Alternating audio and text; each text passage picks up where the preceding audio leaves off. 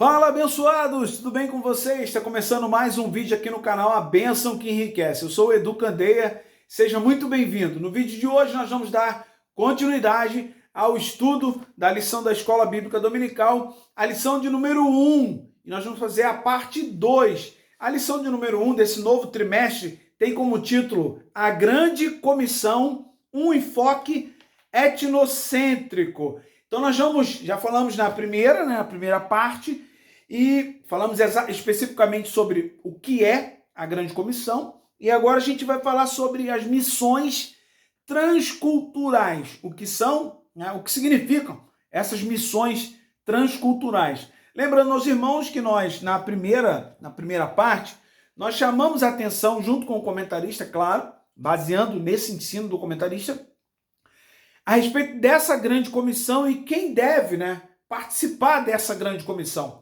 Sem sombra de dúvidas, você que já é cristão, você sabe que não é uma opção participar dessa grande comissão. É uma ordenância, foi uma ordem imperativa de Cristo para a sua igreja. Quando o textuário diz, ide por todo mundo e pregai o evangelho a toda criatura. E a verdade prática, ela fala o seguinte, a ordem é imperativa de Jesus aos seus discípulos, para a pregação do evangelho no mundo inteiro, de uma forma universal. Não é igual a universal, mas é de uma forma universal, tá? Então hoje a gente vai falar sobre a parte 2, missões transculturais. E o primeiro tópico diz assim, o conceito. Ele disse aqui, o prefixo trans vem do latim e tem o sentido de movimento para além de. O que é isso, Além de e é através de. Em linhas gerais, missões transculturais são transpor uma cultura para levar a mensagem do evangelho. Ponto. É isso. Missões transculturais. O que é missões transculturais? É você sair de uma cultura, na sua, e ir para um outro povo que tem uma outra cultura, porém, você não vai lá para agredir a cultura daquele povo, mas você vai para levar, através da palavra de Deus, a salvação em Cristo Jesus. Isso é uma missão transcultural. E aí ele coloca aqui no tópico 2, a missão transcultural da Bíblia.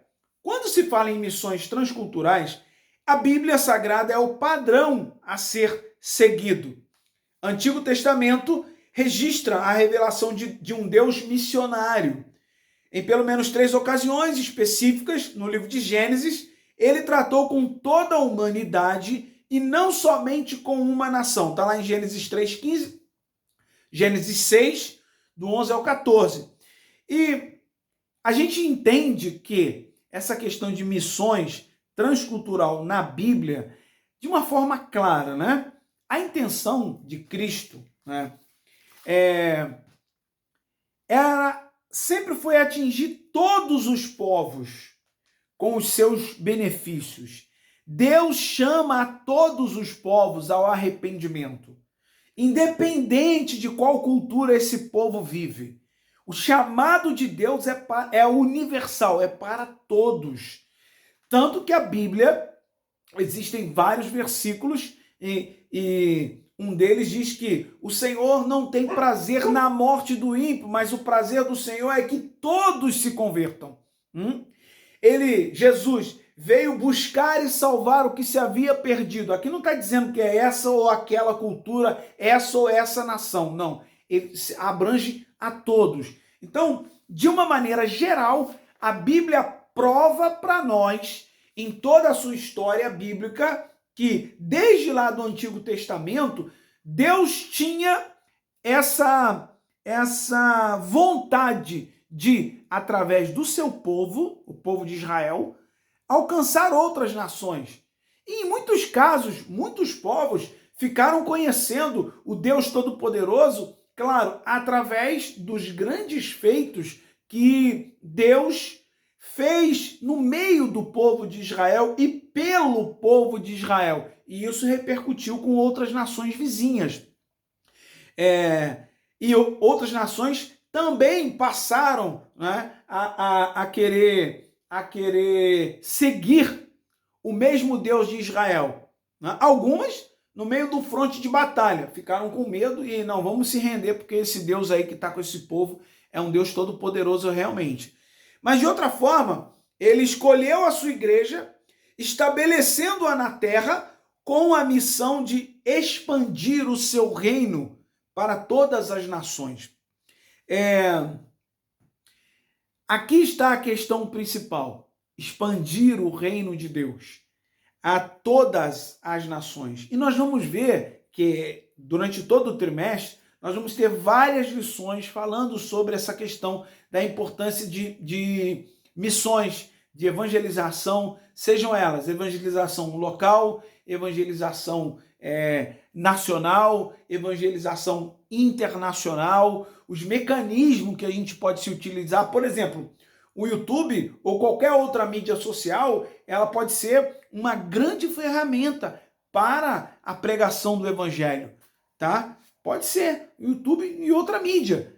Tá? A televisão, por exemplo, nós já vimos vários canais de TV. Eu me lembro, na minha época de mais novo, que tínhamos programas do Jim Swaggart, já canais que transmitiam pregações do Billy Graham, grandes evangelistas que impactavam e arrastavam multidões. E não era daqui do Brasil, mas a gente recebia essas transmissões e certamente muita gente foi alcançada por meio desses meios de comunicação. Então, o meio de comunicação, vamos deixar claro aqui, ele é uma ferramenta. Se ele for bem utilizado pela igreja, ele pode contribuir muito para o alcance dessas missões transculturais, para chegar a outras culturas, a outras nações. Por quê? Seja pelo rádio, seja pela televisão, seja pela internet, a nossa voz ou a imagem vai chegar às pessoas e o que convence é o Espírito Santo, mas a palavra precisa ser pregada. Se é o evangelho genuíno que está sendo pregado, o Espírito Santo vai estar junto. Para o quê? Alcançar aquele homem, aquela mulher, aquele pecador e fazer com que ele reconheça o seu estado de pecado e aceite a Jesus como suficiente, único e suficiente Salvador. Então a gente precisa quebrar uma certa barreira que ainda acontece em muitas igrejas, que elas são contra ao uso dessas tecnologias. Então, só estou abrindo esse parênteses aqui para a gente se lembrar. São tecnologias, são ferramentas. Se bem utilizadas, podem contribuir muito. Mas como também, se forem mal utilizadas, podem trazer muito constrangimento para a igreja. E infelizmente, nos nossos dias, nós temos visto muitos falsos profetas que têm se levantado e se utilizado dessa ferramenta, pregando um evangelho que é um evangelho que nós não conhecemos, que é um evangelho que não está na Bíblia. Porque um evangelho que não chama a atenção das pessoas a respeito do arrependimento, da mudança de vida, né, de prática pecaminosa, você precisa mudar, precisa se arrepender, mudar essas práticas. Um evangelho que passa pano, vamos dizer assim, não é o evangelho verdadeiro de Cristo. Então, como a Bíblia se cumpre, já muitos falsos profetas têm realmente se levantado. E eu vou dizer uma coisa aqui, irmãos, e tem arrastado multidões. Você que está aqui ouvindo, tá? E vai para a escola dominical, vai estudar, você vai entender o que eu estou dizendo. Já muitos têm se levantado com muito estardalhaço, arrastando muita gente, sendo queridinho de muita gente, sabe? Por quê? Porque esses queridinhos são aqueles que amassageiam o ego, sabe? O ego que eu estou dizendo aqui é o pecado, a prática do pecado. Agora, quando você vai para uma igreja, onde lá o pastor, o líder da igreja, ele segue o evangelho genuíno, ele vai apontar para você e vai dizer, isso aí é pecado. O Senhor Jesus, na Bíblia, condena isso daí. Então, a Bíblia tem um chamado para nós que diz assim, e não vos comuniqueis com as obras infrutuosas das trevas, antes condenai-as. Não é só ficar passando pano e querendo ser famoso, não. Você precisa falar a verdade, porque um monte de famoso, pode ser famoso aqui com título eclesiástico que for. Se tiver no rol dos falsos profetas, quando o Senhor se manifestar, ele vai dizer assim, ó, para alguns, vinde benditos de meu Pai, e para outros ele vai dizer o quê? Ó, afastai-vos de mim, porque eu não conheço vocês. Vocês pregaram um evangelho falso. Ah, mas Senhor, eu curei, eu isso, eu aquilo outro, eu arrastei multidões. Afastai-vos de mim, vós que praticais a iniquidade. Infelizmente, alguns vão se surpreender. O ponto 3, para a gente terminar aqui, é barreiras nas missões transculturais. Claro que, né, obviamente, nós vamos encontrar barreiras para você acessar uma nova cultura, um novo país. E, desde já, como eu disse na outra aula, em todas essas lições nós vamos ter alguma coisa falando das missões mundiais e alguns grupos que hoje tem missionários, tem gente muito séria, fazendo um trabalho muito sério e honesto em campos missionários aí que a gente precisa tirar o chapéu, parabenizar, contribuir e orar por essas pessoas. E aí, por quê? Porque a gente sabe dessas barreiras. Existem países que são fechados, tá? Convido você a acessar o site Portas Abertas e você vai começar a entender um pouquinho mais do que está acontecendo nessa questão mundial, na questão de missões e evangelização. Site Portas Abertas. Vai lá, procura lá no Google e começa de vez em quando a dar uma lida. Até para você que é professor, acho que dentro desse trimestre vai ser importante você ler ali as notícias do Portas Abertas, que é um movimento incrível, tá? Que traz como está a evangelização, as missões no mundo todo, quais são os países que são mais fechados para o evangelho, e, enfim, irmãos, tem muita coisa interessante lá. E deve estar no nosso escopo de oração, né? A gente precisa orar por esse povo. Há barreiras complexas para a evangelização do mundo. E a igreja precisa conhecê-las e preparar-se para realizar a sua tarefa missional. Preparar-se para realizar. O que é isso? Se utilizar das estratégias possíveis para entrar nesses países, nesses locais, nessas culturas que muitas das vezes, eu vou dizer para você aqui, tá? Lembrando o nosso trimestre passado, que existem países que são fechados porque são governados pelo comunismo, pelo socialismo, pelo progressismo, e esses países não permitem ou se permitem a entrada do evangelho, eles querem que esse evangelho seja pregado do modo que o governante acha que tem que ser, e não como verdadeiramente a Bíblia ensina. Então, a igreja, os missionários que chegam a entrar nesses lugares, eles precisam ter estratégias, mas trazendo para a nossa realidade local, para nós entrarmos também em determinados locais, famílias, grupos, que seja, a gente precisa aprender um pouquinho de como entrar da melhor maneira possível, usar a estratégia correta, mas sempre pensando, irmão, a estratégia correta, para mim, ela é sempre correta quando ela se mantém dentro da verdade da Escritura. Para mim, essa é a estratégia correta. Ela tem que se basear nisso. Ela pode ter as suas variações para você poder chegar até a pessoa. Porém, ela tem que estar baseada na verdade da Escritura. Não adianta querer montar uma estratégia como, eu vou lembrar aqui, algumas igrejas que estão se intitulando inclusivas, tá? Elas são igrejas inclusivas porque elas querem usar a estratégia de ser a igreja da porta larga. Venham todos, do jeito que vocês estão, continuem praticando o que vocês querem e tal. Não. Isso aí não é a estratégia correta, não. Só estou fazendo um lembrete porque isso urge, né? Essa verdade aí não tem como a gente não falar. Diz o seguinte, olha, o finalzinho aqui, ó.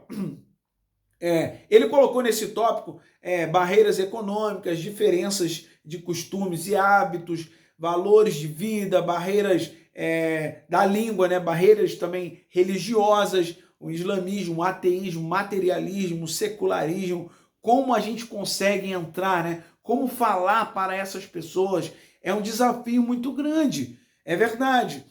Esse mesmo Espírito está com a igreja do presente século para confirmar a nobre missão de proclamar o Evangelho. Então, nessa parte 2, nós falamos sobre as missões transculturais, passam pelo desafio cultural dos povos nativos. Falamos então no ponto 1, a gente falou sobre o conceito, no 2 nós falamos sobre essa missão, visão transcultural na Bíblia, desde o Antigo Testamento, e depois o ponto 3 nós falamos sobre as determinadas barreiras culturais.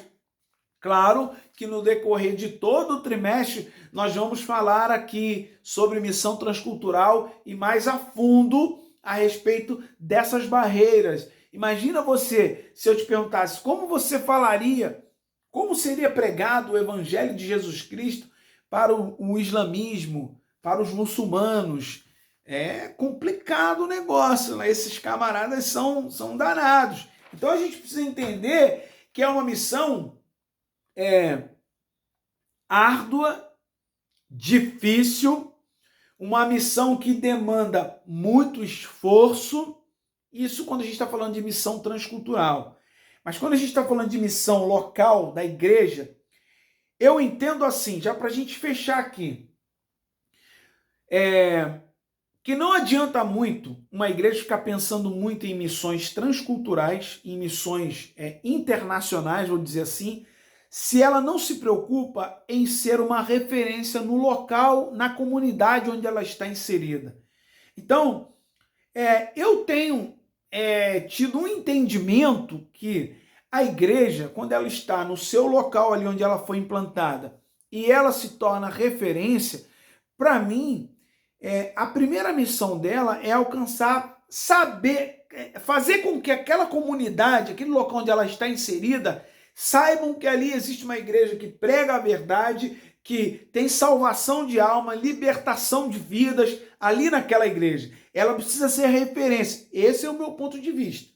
Se você acha que é diferente, coloca aí nos comentários o que você acha. Não tem problema nenhum. Coloca aí. Agora, essas lições serão um chamado muito sério para nós, os cristãos, porque precisamos evangelizar. E aí eu deixo uma pergunta para você que nós usamos em uma das nossas práticas de evangelização. Se você morresse hoje e chegasse lá no céu, e aí lá na porta do céu, Deus lá na porta do céu, ele chegasse para você e perguntasse, fulano de tal, pois muito bem, você está aqui na porta do meu céu. Isso Deus falando. E Deus perguntasse para você, por que deveria eu, Deus, deixar você entrar no meu céu? O que você responderia? Se você tem essa resposta, coloca aqui nos comentários que eu quero saber. Se você não tem, coloca aí também, porque aí a gente vai colocar a resposta para essa pergunta. É intrigante, mas a gente precisa começar a pensar nisso daí. Que Deus te abençoe, meu irmão, abundantemente. Se você ainda não é inscrito no nosso canal, se inscreva no nosso canal, deixa o seu gostei, que é importante para esse vídeo ser mostrado para mais pessoas. Deixe o seu comentário, compartilhe esse vídeo com o maior número de pessoas e lembre-se que a bênção do Senhor é que enriquece. Até o nosso próximo vídeo, querendo Deus. Tchau, tchau.